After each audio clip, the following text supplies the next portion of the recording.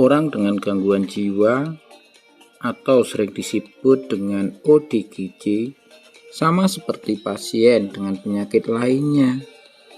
Dengan perawatan dan pengobatan yang tepat, maka kondisi dapat ditangani dan diobati. Tapi sayang, banyak masyarakat menganggap kondisi ini sebagai suatu aib sehingga menghalangi kesembuhan pasien. Bahkan ketika orang dengan gangguan jiwa sudah berhasil ditangani dan diobati, masih kesulitan menemukan pekerjaan yang tepat, bahkan pasangan yang tepat. Seolah-olah orang dengan gangguan jiwa tidak punya hak lagi untuk bekerja, untuk menikah, atau punya keluarga. Bahkan mungkin yang masih usia sekolah tidak berhak lagi untuk mengikuti pendidikan lanjutan. Tentu seharusnya ini tidak boleh terjadi. Orang dengan gangguan jiwa tetap mempunyai hak seperti hal yang lain. Oleh karena itu, tentu kesembuhan, pemulihan orang dengan gangguan jiwa harus diperjuangkan dan harus dibantu.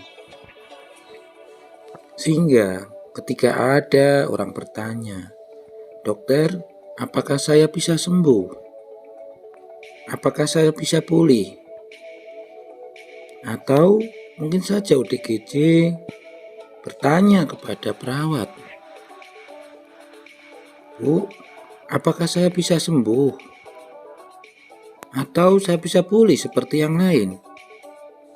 Tentu ini perlu dijawab dan dibantu mencari solusi supaya apa yang dimaksud dengan sembuh dan pulih ini bisa diwujudkan. Ada beberapa kriteria yang sebenarnya bisa digunakan untuk mengatakan bahwa orang dengan gangguan jiwa itu sudah sembuh atau pulih. Tentu ini juga tergantung dari faktor-faktor apa saja yang membuat seseorang menderita gangguan jiwa atau masalah kesehatan mental. Untuk hal ini bisa teman-teman sahabat jiwa tonton di konten Zona Sehat Jiwa yang lain. Kriteria yang bisa digunakan untuk mengatakan bahwa ODGJ sembuh atau pulih ada 5 hal utama. Yang pertama adalah mampu mengendalikan gejala. Tentu semua penyakit memberikan konsekuensi atau efek gejala dan tanda yang ini bisa saja dikeluhkan atau dijumpai oleh orang lain.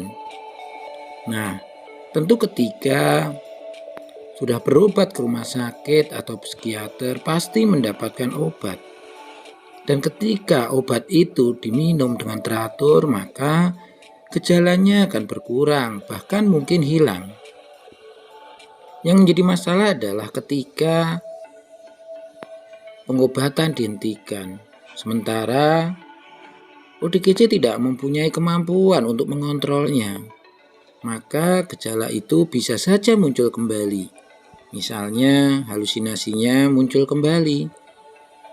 Nah, tentu ini seringkali mengakibatkan terjadinya kekambuhan.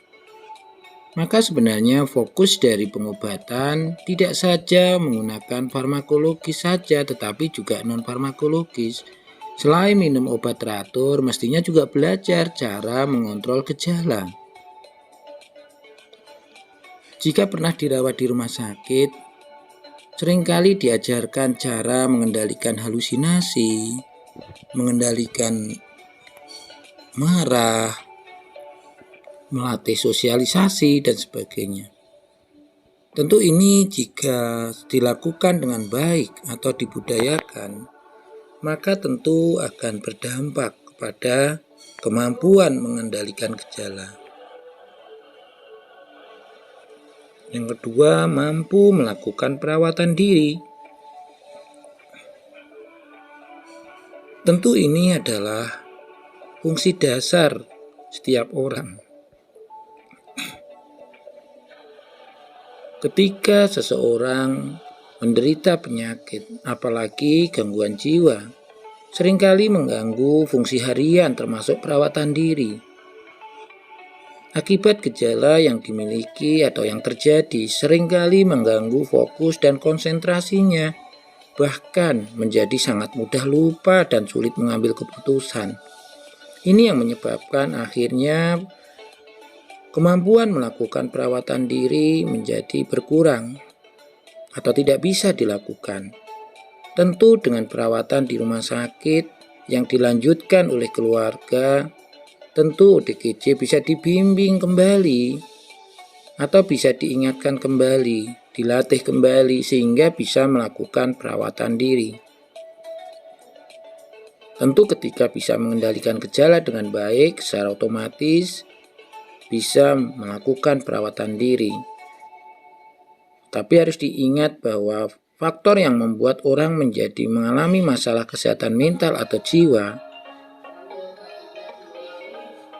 banyak sekali, sehingga bisa jadi kemampuan dalam melakukan perawatan diri ini bisa saja memang hanya sampai kepada dengan bimbingan atau dengan bantuan. Tapi banyak yang bisa melakukannya dengan mandiri. Jadi tentu orang kalau dikatakan, oh saya sebenarnya sudah sembuh atau belum, bisa dilihat dari dua hal ini. Bagaimana kemampuannya? Kalau perawatan diri saja, mandi, keramas, berpakaian, makan, minum, masih diarahkan atau diatur oleh orang lain, nah tentu ini sulit dikatakan bahwa sembuh. Yang ketiga adalah mampu bersosialisasi.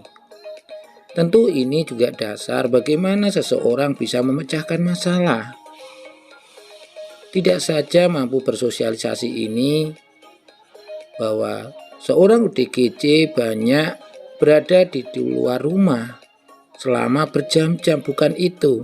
Tetapi kualitas dari pertemuan antara ODGJ dengan orang lain, saling sapa, saling bercerita, saling bercanda, bahkan kemampuan bercerita masalah hidupnya kepada orang lain itu jauh lebih penting. Bagaimana mampu meminta tolong, mampu menjawab pertanyaan dari orang-orang yang ingin membantu. Tentu ini akan membantu untuk mengatasi permasalahan hidupnya. Sehingga ketika mampu bersosialisasi di masyarakat, tentu tidak akan kesulitan mengatasi masalah hidup karena bisa mencari bantuan kepada orang lain. Tidak cukup semua persoalan akan dipikirkan sendiri, dipendam sendiri. Kemampuan tiga ini mengendalikan gejala, melakukan perawatan diri, bersosialisasi, tentu ini menjadi yang utama dan pertama-tama harus dilatih, apalagi ketika pasca rawat. Sebenarnya di dalam rumah sakit ketika menjalani rawat inap, tiga hal ini pasti diajarkan dan dibantu untuk kembali.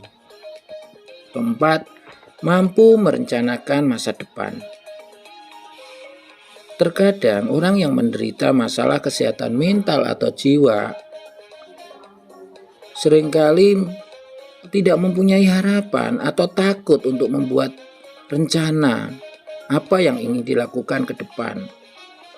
Tentu dari rencana yang paling sederhana harus dibantu, harus ditemukan.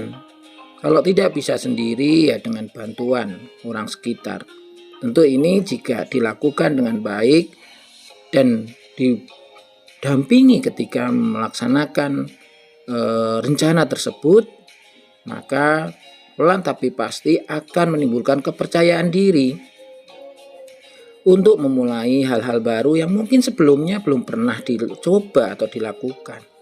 Ini sangat penting sekali untuk ODGJ menjadi produktif. Kelima, mampu menjalani kehidupan dengan produktif. Tentu ini ide-ide kreatif atau rencana masa depan yang sudah disusun bisa dilakukan dengan baik dan menghasilkan uang jika tentu mengikuti latihan, workshop, atau kalau yang sudah bekerja mencoba bekerja kembali. Tentu ini membutuhkan support dari semua pihak. Selain hal di atas perlu juga dilakukan deteksi tanda kekambuhan setiap hari. Terkadang ODGJ atau keluarga dari ODGJ ini tidak menyadari kalau anggota keluarganya atau dirinya sudah kambuh. Tetapi tidak dianggap sebagai masalah. Ketika mengamuk atau sudah mulai nggak mau mandi atau mundar-mandir atau marah-marah, baru sadar bahwa sudah mengalami kekambuhan dan segera dibawa ke rumah sakit. Seharusnya harus dilakukan deteksi dini tanda kekambuhan, mulai dari apakah sulit tidur, makan sudah tidak nafsu lagi, malas kegiatan, atau tidak tertarik dalam berhubungan sosial, atau lebih suka menyendiri. Apalagi jika sudah mulai jenuh minum obat, bahkan berusaha menghentikan minum obat, maka tentu ODGJ sudah kambuh, artinya tidak pulih dan sembuh lagi. Resiko lebih besar tentu akan mengintai seandainya tidak segera dibawa ke poliklinik, ke psikiater, atau untuk rawat inap. Jika ODGJ dapat melalui kelima program pemulihan di atas dengan baik, maka bisa dikatakan ODGJ sembuh atau pulih. ODGJ harus bisa menilai sampai saat ini, sampai pada tahap yang mana. Jika merawat diri saja masih diingatkan dan masih bingung mau melakukan apa, sulit membuat rencana harian, maka ya belum pulih. Dan jangan khawatir, walaupun masih minum obat, ketika lima-limanya dilakukan itu ya sembuh gitu kan. Cuma memang sembuh tapi masih harus minum obat. Tentu obatnya akan tidak banyak, akan sangat kecil dosisnya. Ketika ODGJ sudah mulai ada keinginan bekerja, sudah mulai mampu mengembangkan hubungan sosial di lingkungannya, maka tinggal selangkah lagi melaksanakan keinginannya tersebut. Tentu ini butuh dukungan dari keluarga, masyarakat, bahkan pemerintah. Permasalahannya adalah kadang-kadang pemerintah mengharapkan bahwa penyakit tidak menular seperti orang dengan gangguan jiwa ini harus didukung kesembuhannya, tetapi sarana fasilitas yang disediakan belum memadai. Bahkan stigma di masyarakat pun masih jelek tentang ODGJ ini. Walaupun sudah baik, sudah sembuh, mencari pekerjaan, kalau tahu pernah dirawat di rumah sakit jiwa, menjadi sangat sulit.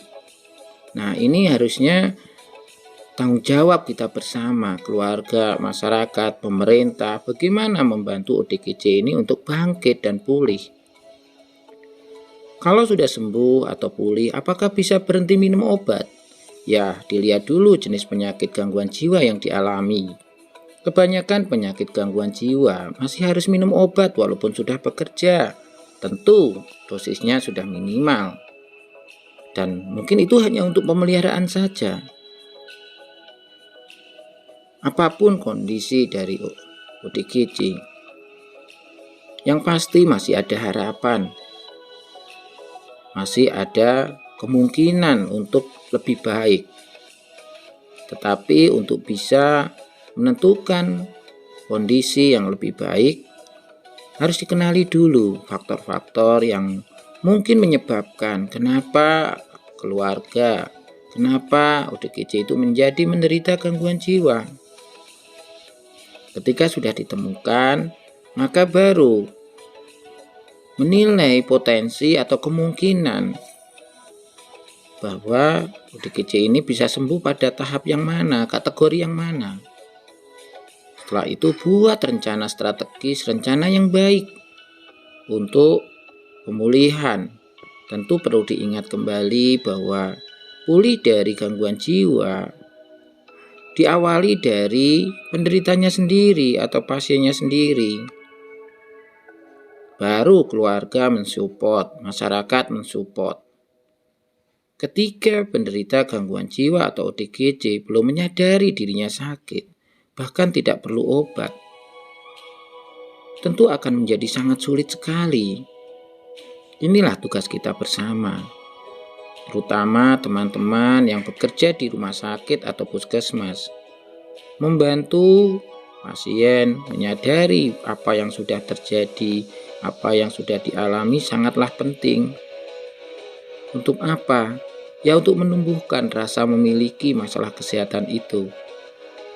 Rasa ingin dibantu, rasa ingin bergerak untuk mencapai kesembuhan dan pemulihan.